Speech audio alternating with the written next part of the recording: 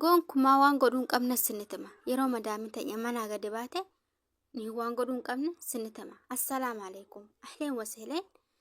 Warra chaanaalii kee jalatti argamtan baga nagaan dhuftanii ana haa dhufuu jedheen jira. Warra chaanaalii kanaaf haarawaa taatan like, share, subscribe gochuun hin dagatina. Yeroo hunda yeroo viidiyoo gadhiise akka viidiyoon isin bira gahuuf mallattoo bilbilaa san tuquu hin dagatina. Har'aan kana yeroo madaamii ta'e manaa gadi baate qabxoolee jaha isiniif qabadee dhufee jira waan godhuu hin qabne jechuudha. Tayyib amma nuyi gaasarraa tanyaa jedhamneerra mana isaanii nurratti amanatanii bakka fedhan dhaqanii keessumaayyuu kamisaa fi jumaata hin dhaabbatan mana numa deeman. Yeroo kana nuyi irratti amanaa kadhanii deemanii nuyi waan godhuu hin qabne tokkoffaan isaa naman biyya kana jalaa hulaa banuu.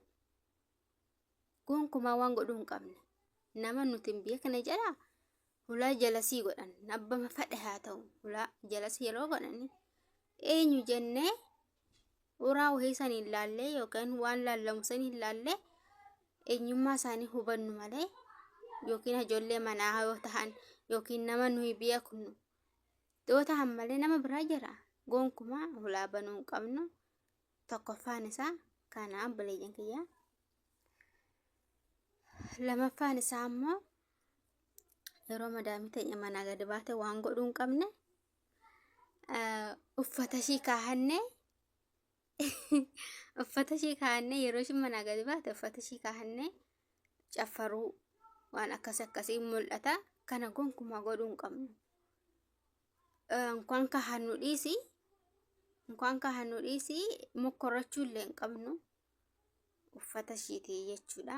Uffata abbaa fedhe haa ta'u. Ijoolleen tokko kaa'atanii akkasitti TikTok irra gadi bahanii dannasanii maal jedhanii isa ishiin dhufe soodda babbaasanii ofirraa garas kaahanii gonkumaa kana godhuu hin qabnu. Maaliif ishiin waan nu qoxaxartuun kaameeraa waliin jiraata. Kaameeraan jiraachuu baatullee kun gonkumaa waan godhuu hin qabne jechuudha. Kun gonkumaa waan godhuu hin qabne. Qabxiin lammeessaan isaa kana jechuudha. Qabxii sadeessaan isaa habiibaati. Qabxii sadeessaan isoo ishiin nun ammaren mi'a kannu yaa'ani wuma fedhe haa ta'u mi'a isaa ta'uu yaa'ani isoo gorameetii illee dhufanii ollaan illee dhufee abbamti fedhe dhufee yoo waa tokko nu gaafate mi'a wahii nu gaafate nuyi isoo ishiin gaafateen kan nu hin qabnu. Yoo ta'ellee bilbilaan abaluu akkasi dhuftee kana barbaaddi jenneetti himne kan ni hojjettee numa kan namaaf malee bakka ishiin hin jirretti abadaan hin fedhan isaan kana waa tokko kan nu irraa of eegii kana kan hin jedhu qabxiin sadeessaan jechuudha habiibaati.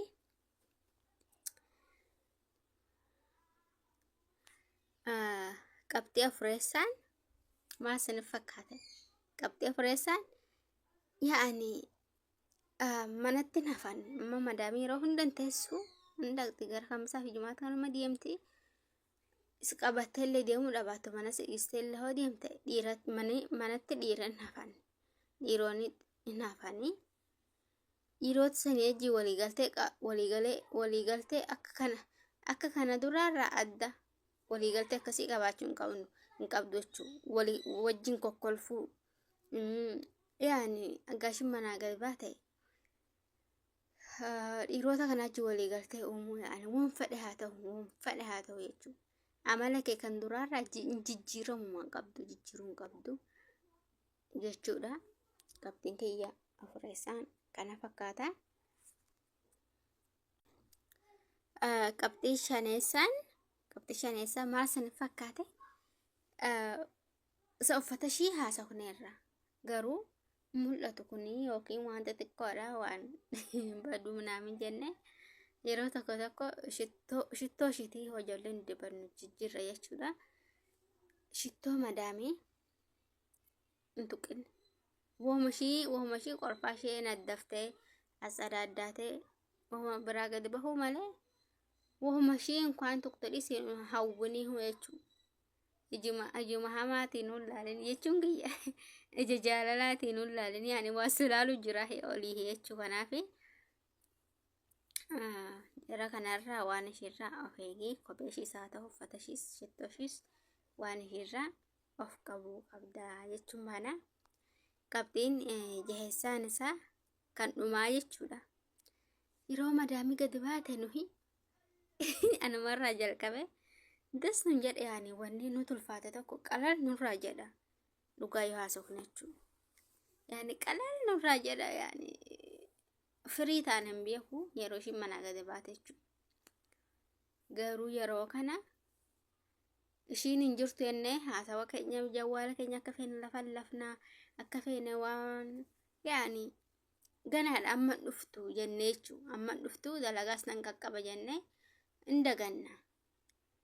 Ammasuma jennu ishiin walakkaa kana deebitee dhufti yookiin yaani rakkoo wahii irraaffattee tahaa ati hojjaa kana son xumuuren ishiin deebitee dhufuu dandeessi jechuudha. Kanaafuu habibaatii kiyyaa wanni isiniin jedhu tokko maali yeroo ishiin gadi baate dafaatti dalagaa keessan xumuura ufuma keessaniif jedha. Maaliifi yaani sammuun keessanillee raahaa sin taha raftillee argattanii eega dalagaa keessan xumuurtanii raawwattanii feetan ciistan feetan teessan feetan haasawtan kalaas wanni si yaadachiisu hin jiru jechuudha. Gashin mana ani akkasiin hin godhu gashin mana gadi naa baate dafee dalagaa kiyya walirra godhee kalaas ishiin yeroo feete taa dhuftu anillee sammuun raahaa na taha akkasitti yoo fedhan nan haasawwadha yoo fedhan nan ciise yoo fedhan nan ta'a yoo fedhan akka fedhan tafarra jechuudha. Maaliifi sammuun rafti na qaba. Dalaga ishiin haggaa manaa gadi baate dalaguu haggaa ishiin jirtu kan sooddoo dalagnu san akkuma sanitti haggaa ishiin baate dagachuun qabnu sooddoo akkasitti carrasnee rarraawwanne akkasitti raahaa ta'uu qabnaan jedha. Qabxiin kiyya jaheessaan kana fakkaata. Yaada kiyyaan warri walii galtani koomentii jalatti naa barreessa yaada keessanii. Warri immoo astayaatii wahii qabdanii akkasumas bakka kana sirreessii bakka kana kan hammitii warri jechuu jettanis yoo jiraattan koomentii jalatti astayaatii keessan naa barreessa. Ani gaa akkasi kan hin jedhu yeroo madaamii gadi baate waan kana gochuurraan nan of eega jechuudha. Yaani waan baay'eetu uumamuu danda'a. Bulaasoo banta haraamee wahii ta'uu danda'a kan nama sheenu. Yeroo mana keessa yeroo ishiin baates kaameeraa keessa baate tahaa si agarte tahaa waan ati godhuu jirtu. Bakka atillee sammuu kan kee raahaa taate rarraawwatte kalaas rabbi kee sodaatte hundumaa goggootee raahaa taate ishiin illee si dubbattee boodaahu atillee malsi qabdachuu waan ofirraa ittiin of dhiyeesstu. Akkana gaani kan hin jedhu warri immoo yaada biraa qabdannaa barreessa. Chaanaalii kana laayik sheer sabskiraayib gochuun dagatina na jajjabeessa. Chaanaaliin kun ijoollee haarawaa dhufaniif ijoollee wanta kan beekneef afaan Arabiffaatii fi afaan Oromootiin wal bira iyyankaa fi akkasiin akka baruun godhu ture. Ammaan kana immoo gara mikiritti deebi'eera. Kanaafuu warri mikirii kiyya jaalattanis warri barumsa kiyya jaalattanis laayik sheer sabskiraayib gochuun dagatina. Ani obboleettiin teessanii laayik gochuun sekoondii takka hoo nama fixxu xaq godha tuqaati ijoollee baay'ee bira akka gahu godha. Viidiyoon kiyya irraa sirra raawwata. Assalaamu alaikum warahmatullahi wabarakatuh.